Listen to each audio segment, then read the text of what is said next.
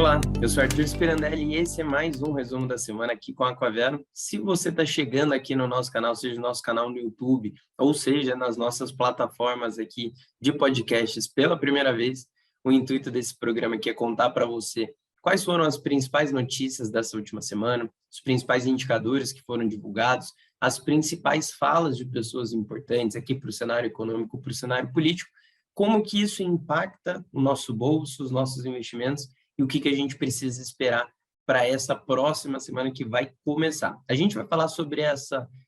penúltima semana aqui do mês de junho, a gente caminhando para o final do primeiro semestre do ano, e novamente uma semana ruim para o nosso mercado brasileiro. Nessa semana, o índice Bovespa seguiu em queda, a gente já vinha numa queda da semana passada, inclusive já vem de alguns meses de quedas consecutivos, e nessa última semana a gente caiu mais 1,2% no índice Bovespa, e voltou para os 98.672 pontos. Se você acompanha aqui os nossos resumos de há algum tempo, você vai se lembrar que no ano passado a gente falou de uma bolsa de 130 mil pontos, nesse ano a gente chegou a falar de 120 mil pontos, e de lá para cá a gente veio enfrentando essas quedas, que com isso o índice Bovespa já recua 5,9% no ano. A gente saiu de uma alta de mais de 10% para essa queda de praticamente 6%.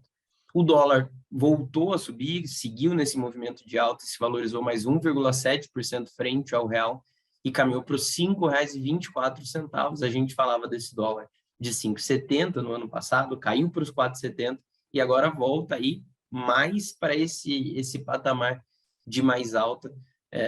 E com isso, a moeda americana ainda cai 6% frente ao real no ano. O dólar que também está se valorizando frente a outras moedas do mundo nesses últimos meses. Olhando para a curva de juros, essa curva de juros que apresentou uma forte queda com o movimento dos temores de desaceleração da economia global e queda nas commodities, mas reverteu a tendência na sexta-feira em cenário de maior percepção de risco fiscal no país e de IPCA 15 acima das expectativas. A gente vai falar sobre isso daqui a pouquinho. E olhando para os Estados Unidos, as bolsas seguem em alerta, mas nessa última semana avançaram bem, tiveram uma forte alta por lá, mas o S&P 500 ainda cai aproximadamente 18% e o Nasdaq 26% nesse ano de 2022, depois de terem renovado máximas históricas no ano passado. Olhando aqui para o cenário global, para o panorama global, nessa última semana a gente teve uma semana bastante marcada pelas falas lá do Fed, do Federal Reserve dos Estados Unidos, e também por algumas falas de outros representantes ao redor do mundo. Começando pelos Estados Unidos, em um depoimento que foi dado lá para o Senado americano, Jerome Powell, que é o presidente do Federal Reserve, que é o Banco Central dos Estados Unidos, ele disse que a economia dos Estados Unidos está forte e bem posicionada para enfrentar o aperto monetário, e também afirmou que o Fed continuará elevando os juros para domar a inflação, embora precise ser ágil, já que vários choques atingem a maior economia do mundo neste momento. E ele disse, por fim, antecipamos que os aumentos das taxas serão apropriados, isso já se posicionando para as próximas reuniões de política monetária lá dos Estados Unidos. Por lá, o cenário de desaceleração da atividade econômica ficou mais claro com a prévia do PMI de junho, que ficou em 51,2 pontos, saindo de 53,6 no período anterior. Ainda um patamar acima de 50, que significa que uma expansão, porém, já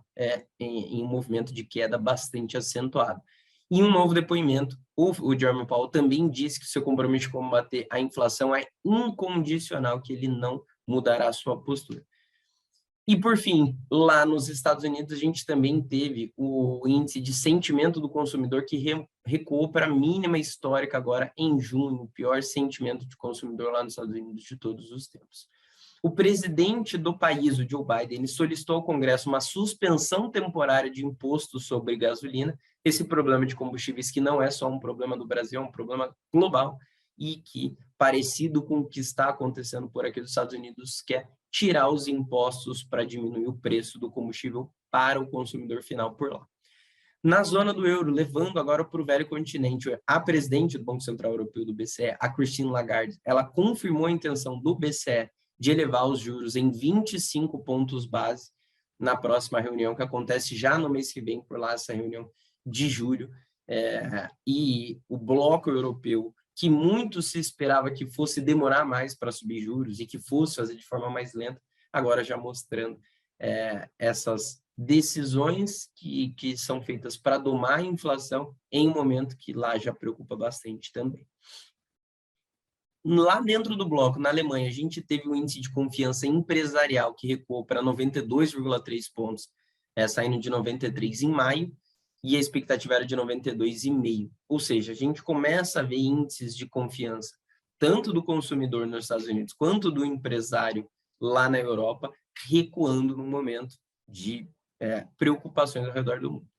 E também por lá a inflação ao produtor, o PPI, subiu 3,6% em maio, em base anual, e avançou 1,6% na comparação mensal, inflação preocupando bastante no bloco. Na França, o presidente Emmanuel Macron perdeu a maioria absoluta no parlamento, e a França que passa também por um momento um pouco mais delicado. No Reino Unido, as vendas no varejo caíram 0,5% em maio, ante abril, um pouco abaixo do esperado, que era de um recuo de 0,7%. E a inflação ao consumidor, o CPI, subiu 9,1% em maio, ante o mesmo mês do ano passado, em linha com o esperado pelo mercado. Uma inflação no Reino Unido de 9%. Aqui no Brasil, a gente teve uma inflação ainda maior, que a gente vai falar daqui a pouquinho. Então, preços como um todo, chocando bastante aqui as economias, preocupando bastante as economias e trazendo esse sentimento um pouco mais negativo. Na China, o Banco Central, o PBOC, manteve as taxas de juros de empréstimo de referência estáveis, e o presidente, o Xi Jinping, reafirmou o compromisso do país em cumprir a meta de 5,5% de crescimento em 2022, implementará incentivos macroeconômicos mais eficazes, mesmo em meio da política de Covid-0 que existe por lá e que preocupou bastante as economias globais nos últimos meses, exatamente por poder causar aqui mais problemas na cadeia de suprimentos, né, na cadeia produtiva do mundo como um todo, e podendo desacelerar a economia da China. A declaração foi bem recebida pelo mercado como um sinal de mais estímulo econômico pela frente. A China, que, ao contrário do restante do mundo, está nesse momento fazendo estímulos, está impulsionando a economia exatamente para ela voltar para um patamar que ela via antes da pandemia. Voltando agora para o Brasil, saindo desse giro global. Aqui no Brasil, a inflação também é uma preocupação, e nessa última semana a gente teve a divulgação do IPCA 15 de junho, que é uma inflação de meio de mês, do dia 15 de um mês para o dia 15 do outro mês, é vista como uma prévia da inflação oficial, que é medida pelo IBGE também. Essa inflação de junho, o IPCA 15 de junho, veio em 0,69% de alta, a expectativa era de 0,65% no consenso do mercado, e no consolidado de 12 meses, esse IPCA 15 já é de 12,04%, a projeção era de 12,02%. Segundo os economistas do time macroestratégia do BTG Pactual, o dado veio levemente acima das expectativas, e eles comentaram que ressaltam que mesmo com o alívio registrado nas medidas do núcleo da inflação, o índice segue registrando uma composição desfavorável, registrando leituras bastante acima das observadas no pré-pandemia. Levando para Brasília, o presidente Jair Bolsonaro disse que o Auxílio Brasil vai subir para R$ 600, e o relator da PEC dos combustíveis, o Fernando Bezerra, disse que a proposta ajustada terá impacto fiscal de 34,8 bilhões de reais, com uma ajuda também de R$ 1.000 para caminhoneiros, como um vale diesel. O relatório será apresentado na segunda-feira, amanhã isso será discutido lá em Brasília. O Bolsonaro também sancionou o teto de 17% no ICMS, dos combustíveis, energia elétrica, telecomunicações e transporte coletivo, mas ele vetou os trechos que beneficiariam os estados na compensação pela perda de receita. Esse assunto que a gente falou bastante na semana passada. Levando para o Banco Central, Roberto Campos Neto, presidente do Banco Central, diz que não considera 4% como meta de inflação, mas que persegue o número ao redor da meta. O BC também levou sua projeção de PIB brasileiro para 2022 para 1,7%, e o Conselho Monetário Nacional fixou em 3% a meta de inflação para 2025. O mercado acompanhou também, nessa última semana, a divulgação da ata do Copom, que é a ata da reunião de política monetária do Copom, onde foi definido a nova alta de juros aqui no Brasil. Segundo os economistas do BTG também, a mensagem da ata do Copom foi similar ao comunicado da alta lá na quarta-feira passada e foi considerada dovish, ou seja, de um afrouxamento monetário. Destaque para o trecho que o BC destaca que a estratégia para trazer a inflação de 2023 ao redor da meta demanda juros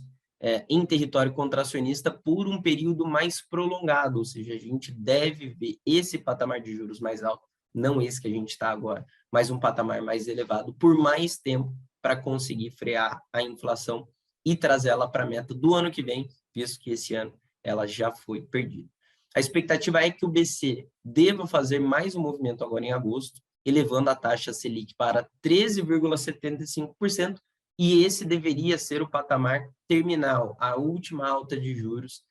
nesse ciclo aqui no Brasil, mas, obviamente, a gente vai seguir acompanhando isso de perto. E levando para setores da economia, o setor de shopping centers registrou a 13ª alta mensal consecutiva e atingiu uma elevação de 81,5% nas vendas em abril, na comparação com o mesmo mês lá do ano passado, quando a gente ainda estava em medidas restritivas mais rígidas. Por outro lado, o ticket médio de abril em lojas de shoppings fechou em R$ 124,46, o que representa uma redução de 12,24% quando comparado aos R$ 140,22 do mesmo mês de 2021, ou seja, shoppings mais movimentados, mas as pessoas gastando menos, impactadas aí principalmente pela inflação. No radar corporativo, por fim, a gente teve a estreia dos BDRs do Banco Inter na B3 como parte do processo de reestruturação societária após o fim da negociação de ações na própria B3, ela que se listou, Banco Inter que se listou lá nos Estados Unidos agora. Visto tudo que falamos aqui sobre essa semana, o que a gente precisa manter no radar agora para essa próxima semana que se inicia amanhã? No internacional, os destaques serão a divulgação do deflator PCE, o deflator de inflação, referente a maio, uma medida de inflação preferida pelo Banco Central dos Estados Unidos. A gente vai ter também o CPI, inflação ao consumidor da zona do euro, e dados de emprego dos Estados Unidos, incluindo o dado relatório de payroll, que é muito acompanhado pelo mercado, para a gente entender como está o mercado de trabalho lá nos Estados Unidos atualmente. E aqui no Brasil, os destaques serão a divulgação dos dados de mercado de trabalho de maio também, tanto a PNAD quanto a CAGED, e resultados fiscais de maio, além do IGPM, uma outra medida de preços de junho aqui do Brasil. E você sabe que você não precisa aguardar o próximo resumo da semana para ficar por dentro de tudo que acontece no mercado. Todos os dias a gente está em todas as redes sociais para te manter informado no formato e no momento que você preferir. A gente está no Instagram, no Telegram, no Twitter, no Facebook, no LinkedIn, com o nosso canal aqui do YouTube e em todas as plataformas de podcasts, além também do nosso canal no TikTok. Você todos os dias está mais do que convidado para nos acompanhar e entender o que está acontecendo no mercado e na Aquavera. Amanhã de manhã a gente já divulga para você o nosso Manhã no Mercado para contar como vai ser o pregão, e no fim do dia a gente faz o Tocando o Sino para te contar como foi o pregão de segunda-feira e o que aconteceu nessa primeira sessão da semana, e a gente mantém essa toada por toda a semana. Amanhã a gente se vê. Um abraço, tchau, tchau.